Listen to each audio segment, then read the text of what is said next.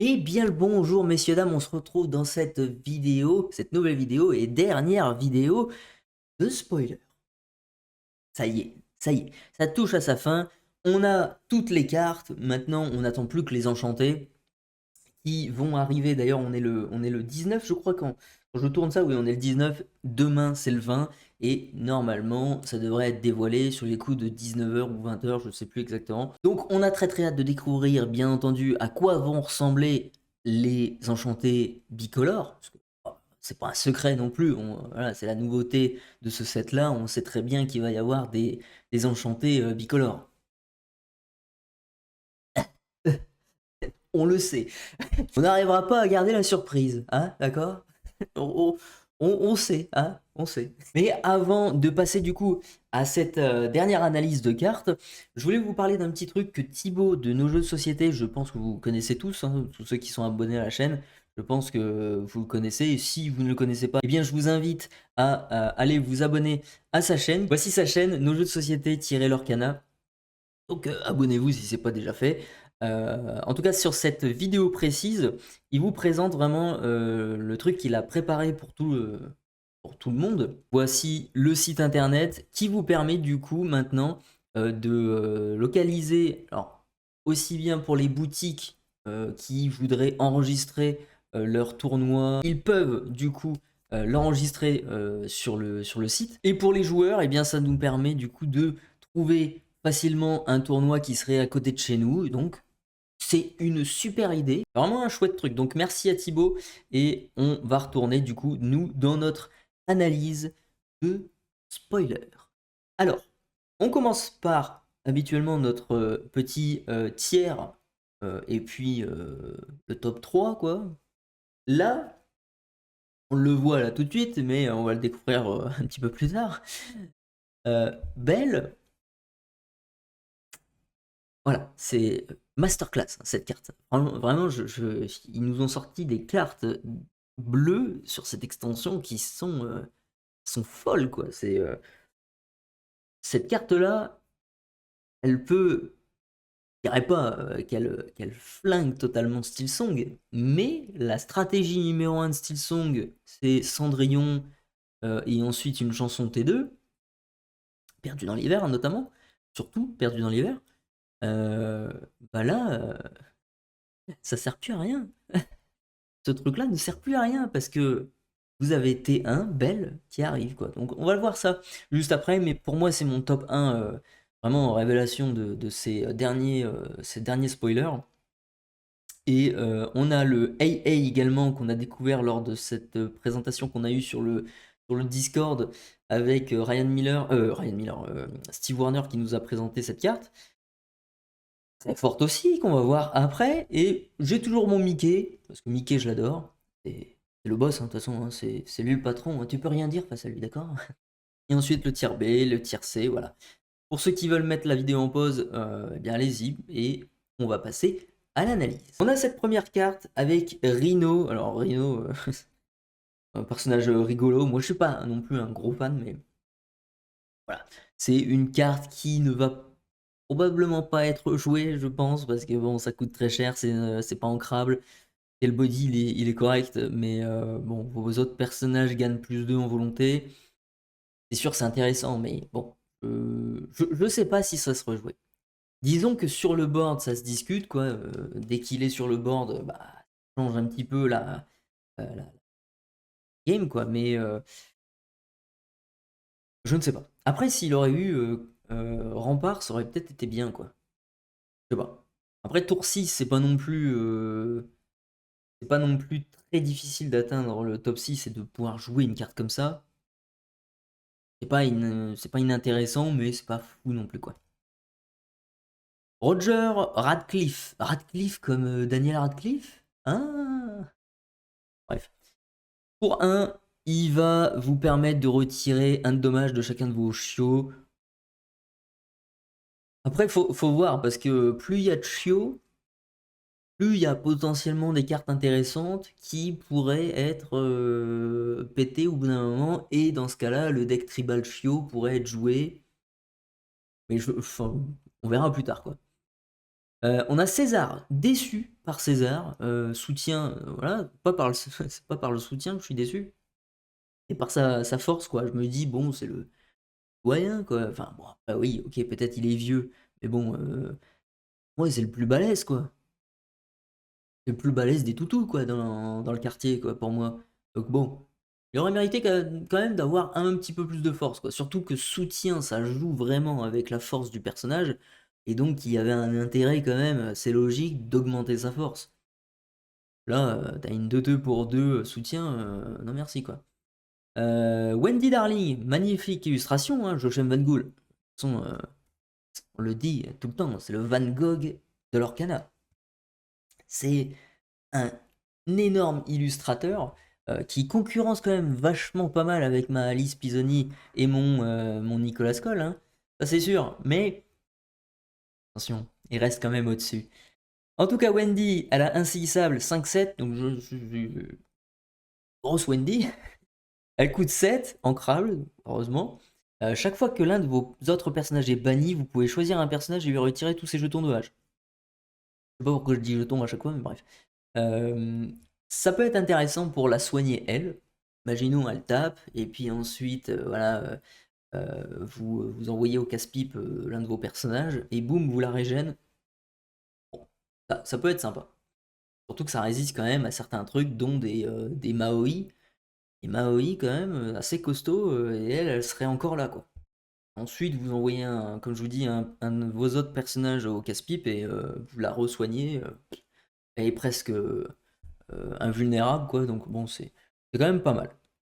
Maintenant, je sais pas si ça sera joué, quoi. Enfin, même là, cette bicolorité là, comme on la connaît, c'était le Mufasa, hein, le Red Fassa. Je pense pas qu'elle serait jouée dans un truc comme ça, même si ça pourrait calmer quand même certains personnages en face, mais bon, à voir. Je pense pas que c'est la carte qui nous met la claque de l'extension, quoi. Enfin, bon, c'est sympa, mais sans plus.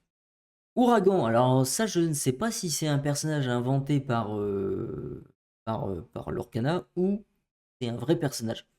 Enfin, non, oui, c'est vrai que... Non, je dis des bêtises, je me rappelle. Je crois me rappeler que ce personnage-là, c'est le toutou qu'il y a dans le téléfilm ou un truc comme ça, que les chiots ils regardent.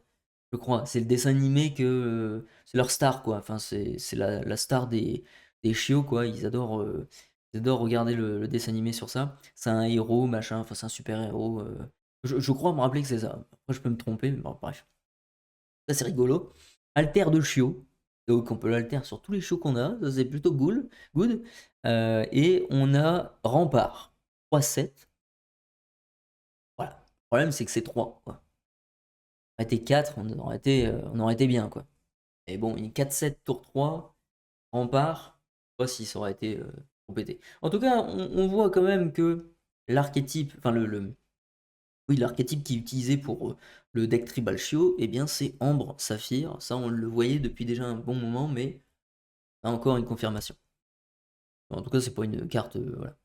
Ralph Lacasse, alors lui, j'aime pas beaucoup, parce que pour 6, vous avez une 3-8, durant votre tour, chaque fois que l'un de vos autres personnages est banni, il gagne +1 pour le reste de ce tour. C'est un de l'or. Je sais pas, il a pas sa place dans un deck aggro, et puis bon, je sais pas. Après, ça peut être effectivement intéressant si vous envoyez tous vos personnages au casse-pipe, mais que vous l'aurez un max avec lui, mais bon, vous allez faire ça une fois, et encore, c'est compliqué, c'est situationnel, c'est trop compliqué à mettre en place, quoi. Bref. Pongo, bon vieux papa. Papa, papa. Alors pour moi, pour le coup là, c'est la meilleure carte, avec peut-être Perdita, qui jouerait avec les chiots. Enfin, Perdita, elle joue avec quand même pas mal de choses, mais en tout cas, pour un deck chiot compétitif, je trouve que cette carte devient intéressante. Mais encore une fois, ça vaut 6, c'est non ancrable, ouais, c'est quand même un peu compliqué. Si un jour vous avez une carte objet qui dit que tous vos chiots ils vous donnent une encre, ah, que vos personnages deviennent des encres également, ça se fait dans Magic énormément. Euh, Là, on en discute du deck chiot. Voilà. Pour sa capacité, moi je la trouve intéressante, c'est parce qu'au début de votre tour, regardez les cartes dans votre réserve d'encre, vous pouvez jouer gratuitement un personnage chiot s'y trouvant. C'est la première fois qu'on a ce genre de capacité qui nous permet de regarder les cartes de notre encre et de jouer avec. Donc rien que pour ça, c'est quand même assez notable déjà. Et pouvoir jouer des cartes gratuitement, voilà, ça peut être sympa. Je sais pas si... non, lui c'est pas un chiot, c'est bon. En même temps je suis bête, mais c'est vrai que pourquoi pas avoir un jour peut-être une carte personnage chiot qui soit ultra intéressante et de pouvoir la jouer gratuitement. C'est pas. Voilà, ça se fait à tous les tours. C'est vraiment pas nul comme carte. Donc c'est une très bonne super rare. Pongo est quand même assez intéressant sur ce coup-là. Donc à surveiller pour plus tard. Et puis même peut-être maintenant, essayer de deck build un truc autour de ça. Ça sera pas compétitif, je pense pas, mais loin de là. Mais bon, on a quand même des prémices peut-être d'un futur deck tribal Chio qui serait intéressant. Ensuite, on a la Mirabelle Madrigal qui a des pouvoirs musicalement talentueuses. Ça veut dire que peut-être la version Floodborn, son talent, parce qu'à la base elle a pas de pouvoir magique, elle, peut-être que ça serait ça. Mais encore, il y a des rumeurs, il y a des théories sur internet qui circulent qu'elle peut arrêter le temps, etc. Enfin bref, hein. Bref, c'est intéressant, mais on n'est pas là pour parler de ça. Altercat 2-6, ok, Killer à 2. Chaque fois que ce personnage est envoyé à l'aventure, vous pouvez renvoyer une carte chanson coûtant 3 ou moins de votre défausse dans votre main. On a vraiment l'archétype ambre améthyste qui est poussé pour jouer un deck chanson, enfin en tout cas un genre de truc comme ça, mais je sais pas ce que ça pourrait donner. Je sais que j'avais déjà essayé de build autour de ce truc-là, avec des réponses, avec des Ariel, etc. Avec mes amis de l'au-delà, forcément, qui est la carte pioche de la métisse, en tout cas en chanson. Euh, mais je sais pas, j'ai pas continué et je sais pas ce que ça pourrait devenir là dans ce set-là. Et encore, je pense que ça serait pas si intéressant que ça, quoi. Cette bicoloralité-là, elle est, c'est pas encore son heure, quoi. Je pense pas. Donc, on verra plus tard. On a Kaloun qui a été dessiné par Alice Pisoni, attention. Lorsque vous jouez ce personnage, vous pouvez défausser une carte pour choisir un personnage adverse qui subit -3 jusqu'au début de votre prochain tour. Alors, se défausser d'une carte T3, voilà. On sait très bien que ça fonctionne parfaitement avec le Kaloun T2, Kaloun T3, et du coup, tu peux défier un truc si tenté il y a un personnage exert en face. Mais en tout cas, on sait que ça peut marcher comme ça, mais se défausser d'une carte T3, c'est vraiment pas fan. Pour mettre un perso en plus qui va plus rien faire sur le board, non. Onémarine, Onémarine, Onémorine, Onémarine, Onémarène, Onémarène, peut-être, oui, c'est peut-être ça. Lorsque vous jouez ce personnage, si un adversaire a un personnage épuisé en jeu, gagnez un point de l'or. Un éclat de l'or, pardon. Ça, c'est pas nul, hein. Ça, c'est vraiment intéressant. On n'est pas sur la même chose qu'une goth, mais j'ai envie de dire, on est quand même plutôt proche d'une rose, même plus intéressant qu'une rose. Parce que vous allez choisir votre moment pour le faire, hein, pour jouer cette carte. Et ce moment-là, ça sera à chaque fois que votre adversaire il aura un personnage épuisé en jeu. Ça va de soi. Donc, pour deux, je trouve que c'est pas une mauvaise commune, quoi. Donc, à surveiller. TK, qui était l'une des cartes qui avait fuité, qui a été un leak. Pour rappel, ce que c'est un leak par rapport à un spoiler, c'est qu'un spoiler, c'est officiel par Ravensburger, et ça a été autorisé en tout cas par Ravensburger, et un leak, c'est un truc qui a été volé ou en tout cas une image qui a fuité, comme on l'a eu par exemple sur le set 5, je crois, où on avait eu toutes les super rares qui avaient fuité en une seule photo. Voilà, c'est pas des trucs super. Donc je voulais pas en parler avant que ça soit dévoilé officiellement par Ravensburger.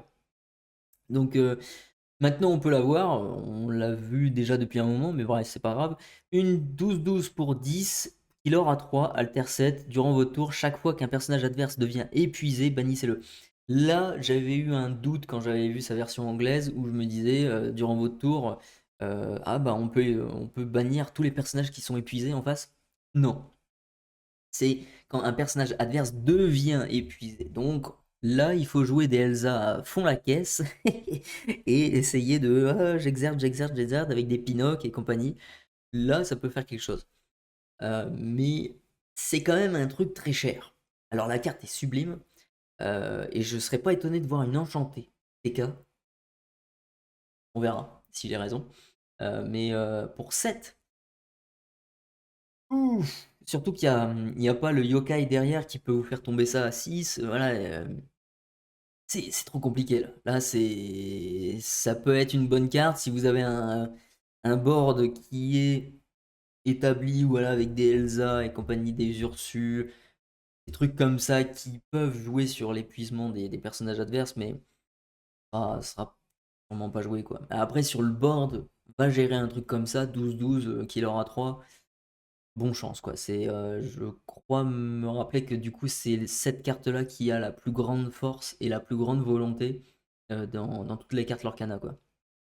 C'est énorme, hein, et je crois que c'est même la plus chère aussi. Bref. Elsa, du coup, justement, chaque fois que ce personnage est envoyé à l'aventure, si vous avez un personnage Anna en jeu, gagnez un éclat d'or.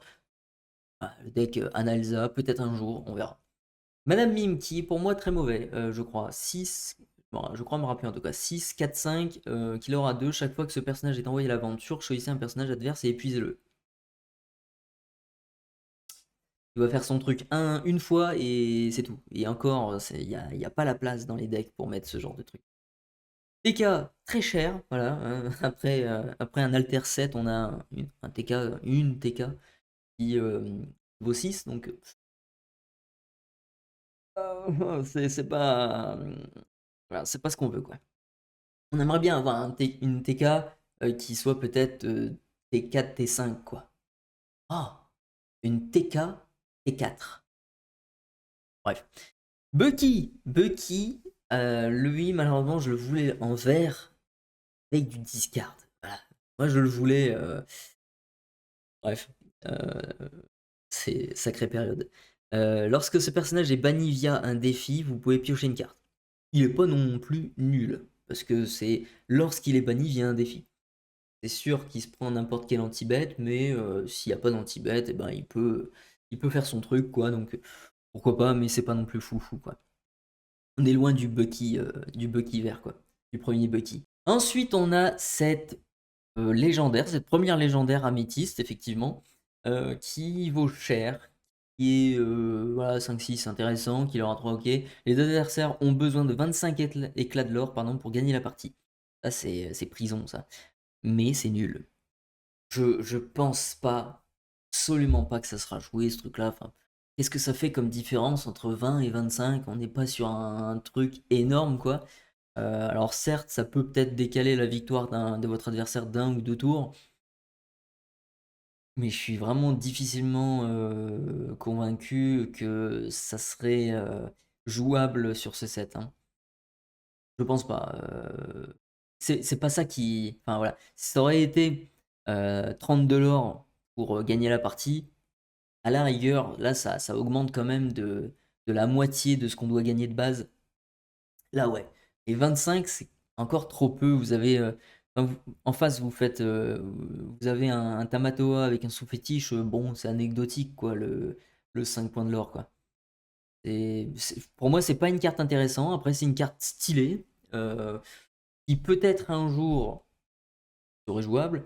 Et je vous en parle même pas, si vous jouez contre la quête d'Ursula, la quête des Illumineurs contre Ursula, ben, au lieu de gagner 40, elle doit gagner 25, bah non merci.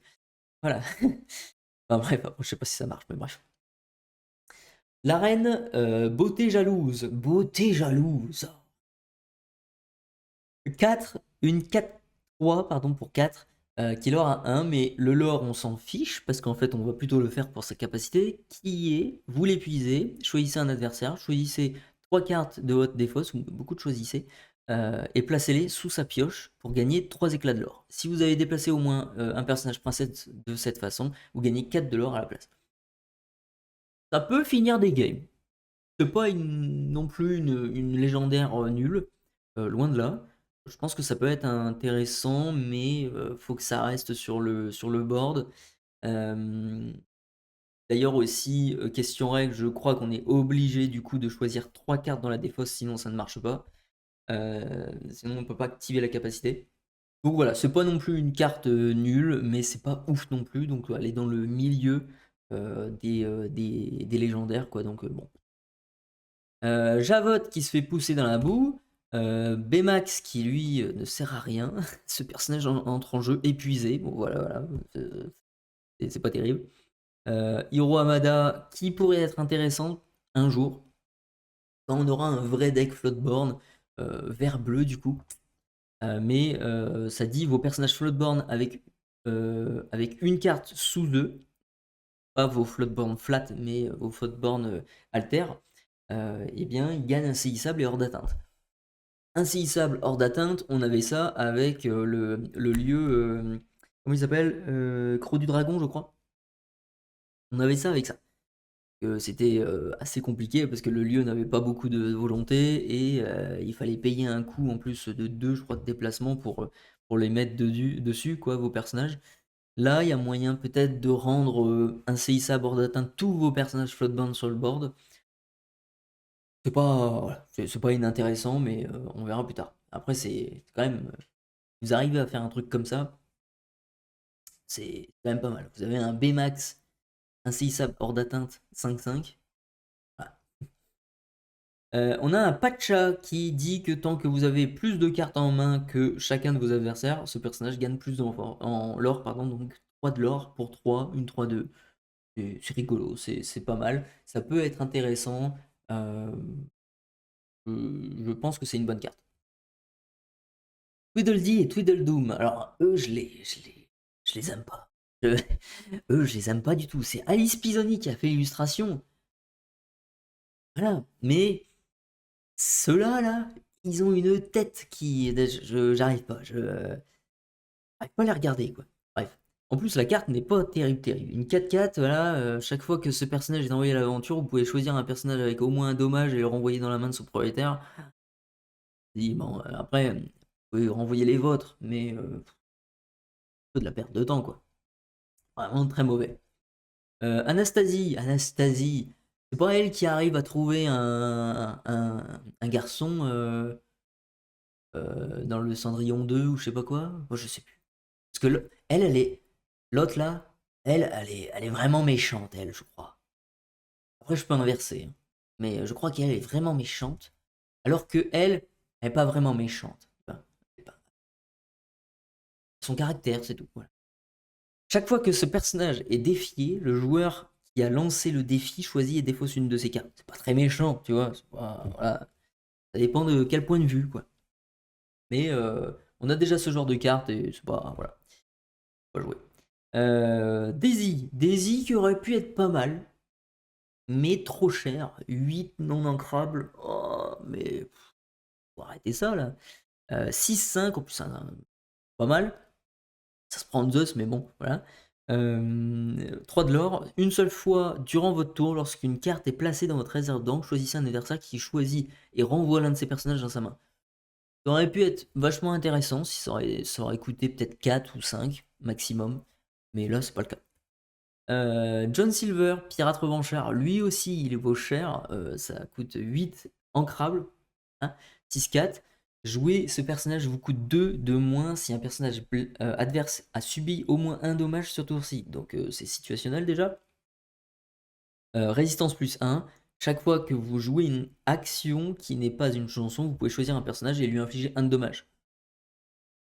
On n'est pas sur du infliger 2 dommages et tout ça, donc c'est pas. Un dommage, c'est presque rien, quoi. Après, c'est Nicolas Cole qui a dessiné ça, donc très belle illustration. Enfin, le retour d'Hercule. Alors là, c'est la première carte action légendaire du jeu Disney Lorcana. Après l'objet légendaire, maintenant c'est les actions. C'est cool, c'est pas mal. Et d'ailleurs, c'est une bonne carte, je trouve, une très très bonne carte. Chaque joueur peut révéler une carte personnage de sa main et la jouer gratuitement. vous n'êtes pas stupide, vous jouez un deck avec des tons à l'intérieur, vous jouez votre ton, et si votre adversaire il avait juste une petite caloune ambre, tu vois, c'est dommage. C'est dommage, voilà, c'est la vie, c'est comme ça. Et donc, ça peut être pour ça une carte ultra, ultra forte. Après, il y a aussi le côté pas très intéressant si votre adversaire vous sort un truc beaucoup plus pété que ce que vous avez mis sur le board. Et donc là, on n'est pas très, voilà, on n'est pas très bien. Ceci dit, on n'est pas stupide et on sait qu'on joue cette carte à un moment bien précis de la partie. Un truc, voilà, vous savez que dans votre main, vous avez un truc de malade. Donc voilà. À surveiller, j'aimerais bien deck build autour aussi sur cette carte. C'est un jouer gratuitement quelque chose, quoi. C'est toujours très fort, quoi. Donc, à voir. Ensuite, on a un frère Stabbington. Ça, c'est pas intéressant. Charge aux autres personnages. Un frère Stabbington, là, gagne charge. Ouais, ok. Lui, il fait perdre un de l'or. Ouais, ok. Le fantôme noir, pour 2, vous avez une 3-1 qui a charge. C'est pas nul. C'est vraiment intéressant ce genre de choses. Peut créer la surprise justement. Mais est-ce qu'on préférerait pas jouer un Mickey? Je ne sais pas. Dingo, trop cher, 7-6, qui pourrait du coup éventuellement ne pas se prendre de dommages avec Balou. Insaisissable, gros body du coup pour insaisissable. Chaque fois que ce personnage en défie un autre, vos autres personnages gagnent plus 1 de l'or pour le reste de ce tour. C'est rigolo, c'est sympa. Maintenant, est-ce que ça pourrait être joué? Je ne sais pas. Je pense pas du tout non plus, donc voilà. Mathias, pour moi, une carte assez intéressante. Vos personnages reines gagnent hors d'atteinte, donc pourquoi pas un jour avoir un deck reine. On a vu quelques-unes passer d'ailleurs qui étaient méta, donc euh, voilà, ça peut être un jour un bon deck reine avec ce Mathias, ça pourrait être intéressant. Enfin, voilà, allez, allez, la carte qui fait encore sensation, voilà. Jojam Badgoul, Van Gogh du Lorcana, du Disney Lorcana. Ça c'est évident, c'est un illustrateur malade, hein. On se souvient de la Donald par exemple, qui pour moi est l'une de ses plus belles illustrations. Là on a une très très belle illustration également de sa part, avec d'ailleurs, si vous voyez bien ici, si vous remarquez bien avec la souris là, voilà, elle tient dans sa main l'accessoire, enfin l'objet qu'on a aussi du coup dans cette extension en couleur rouge, en couleur rubis du coup. Je ne sais pas, je ne sais plus comment elle s'appelle cette carte, mais en tout cas c'est l'objet qu'elle tient dans sa main. Et qui dit qu'on peut jouer un objet pour 2 de moins si on bannit l'objet, quoi. Cet objet-là.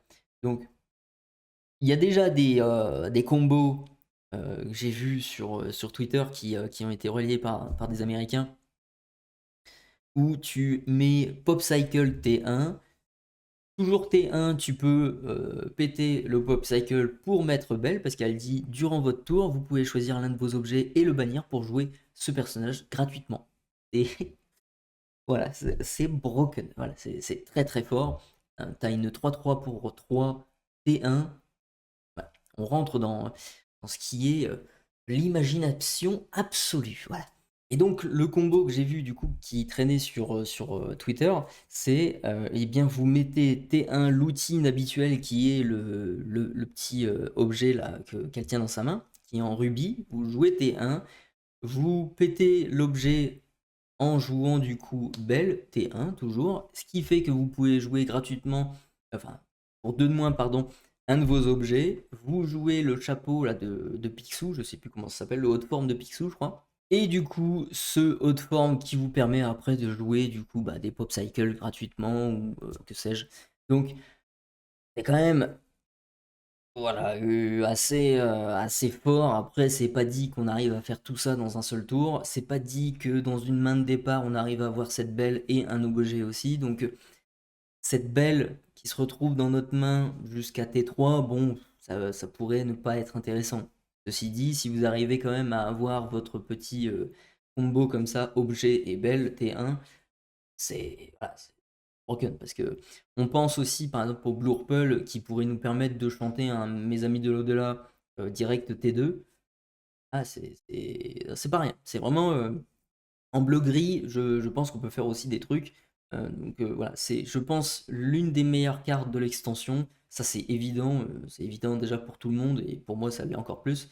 Et je pense que ça sera l'une des cartes les plus jouées également.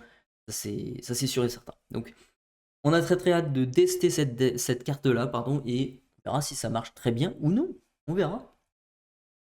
Ensuite, on a le AA qui, c'est pareil, c'était une claque quand ils ont dévoilé ça. Steve Warner a dévoilé ça sur le Discord.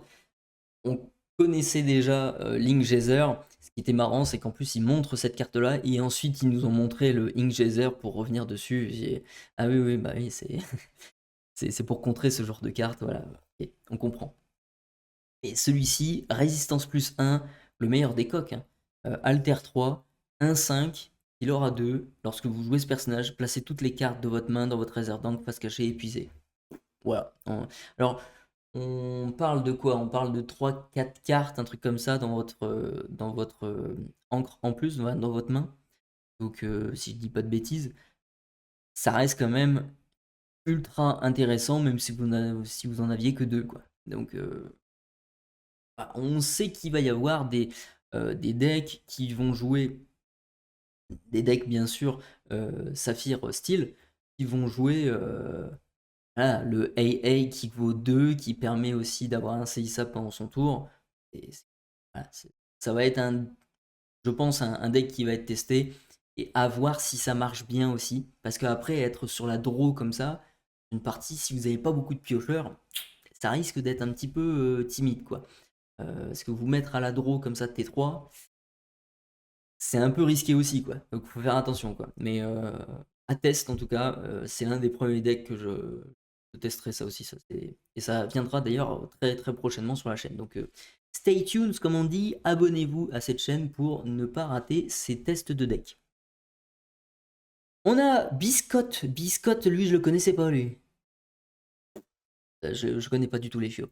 Lorsque vous jouez ce personnage, choisissez un personnage adverse qui subit moins de force pour ce tour. Ouais, ok, c'est rigolo.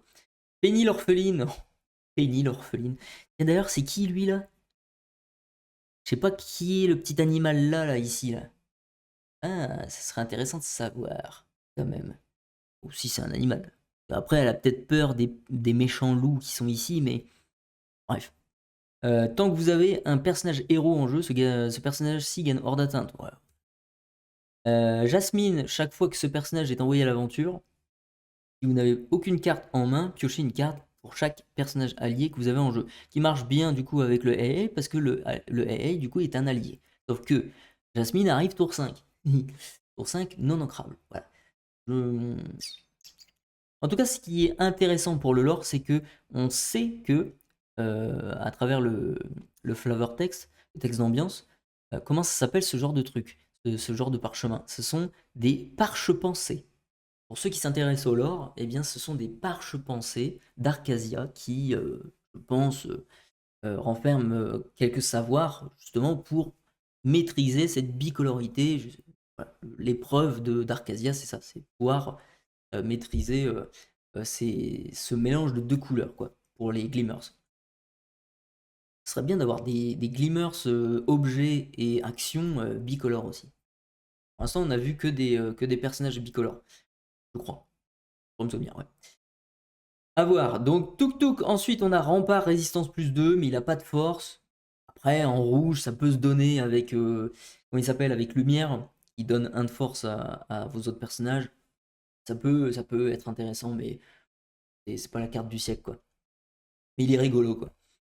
Phaso. Alors, lui, Phaso, ça, c'est une blague aussi, ce truc-là. C'est Ils sont pété un boulard.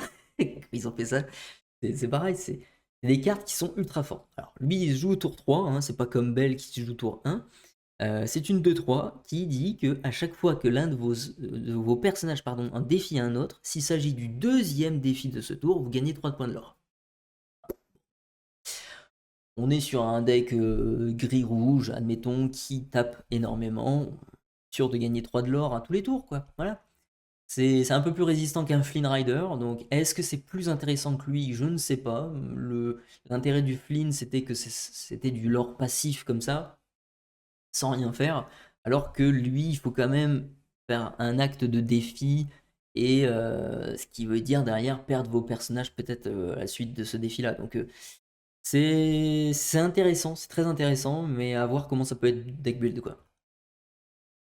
Razul, c'est notre deuxième carte Razul hein, de Disney Lorcana. 1-3, lorsque vous jouez ce personnage, si vous avez un Jafar en jeu, vous pouvez choisir un objet et le bannir. Ouais, c'est pas. On préfère un papa de Raya là, je sais plus comment il s'appelle. Ah, j'ai un trou, mais bref. Vous voyez ce que je veux dire. Le papa de Raya, c'est. On préfère ce genre de carte T3 qui peut bannir un objet direct quoi. Durant votre tour, ce personnage gagne un CISAP tant qu'il a un personnage pirate en jeu. Oh, c'est anecdotique. Le Aladdin qui nous a été révélé par les joueurs du dimanche, pardon.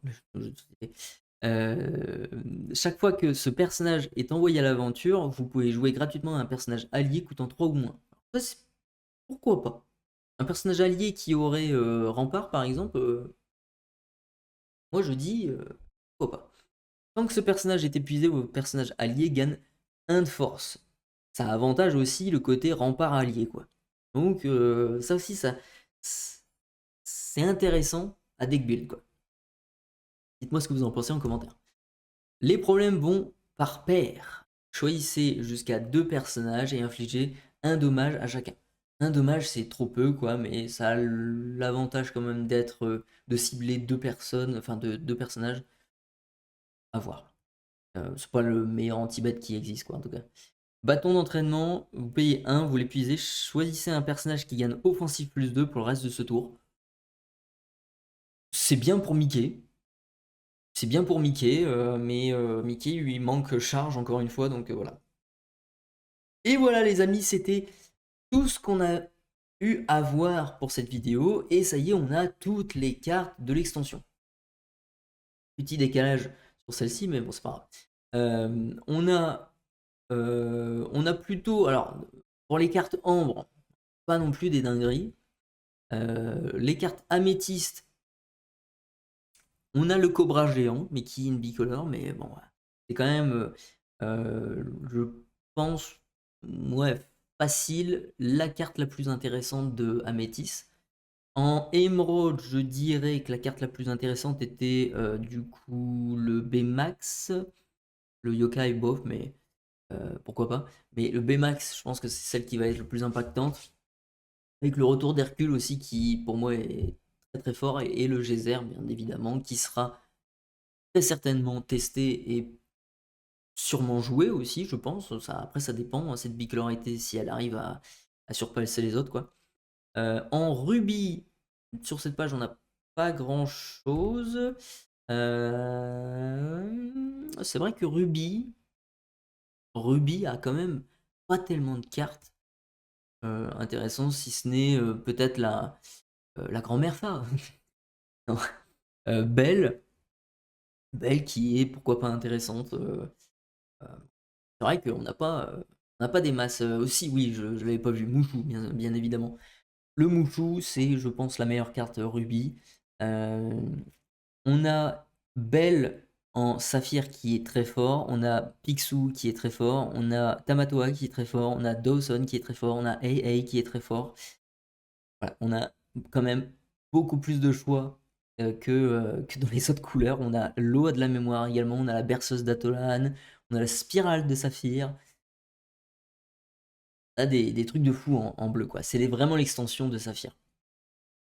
Et en acier, et bien finalement on a le Mickey qui est une très bonne surprise, le Bagheera qui est très sympathique aussi, on a le Aladdin qui est pourquoi pas à tester. Donc voilà les amis, on a quand même un paquet de cartes sur cette extension qui sont des cartes vraiment très intéressantes. Je pense que c'est, je pèse mes mots, la meilleure extension que Disney Lorcana est sortie à ce jour. Il y a eu le 7.5 qui était super, le 7.6 qui était super également. Et là, vraiment, on a tellement de nouvelles cartes très très fortes. Il y a du deck build qui peut sortir de tous les côtés, quoi. Voilà, c'est génial. Donc, on a très très hâte de découvrir ça. On a très très hâte de se retrouver du coup pour cette prochaine vidéo deck build et top, voilà, enfin on va essayer de faire tout ça très prochainement et surtout de découvrir les enchantés. Donc si vous n'êtes pas encore abonné à la chaîne, eh bien je vous invite à vous abonner pour ne pas rater les prochaines vidéos. On n'hésite pas à mettre son pouce vers le haut parce que ça nous soutient énormément. Donc on se retrouve très vite. Sur ce, prenez soin de vous et à tantôt.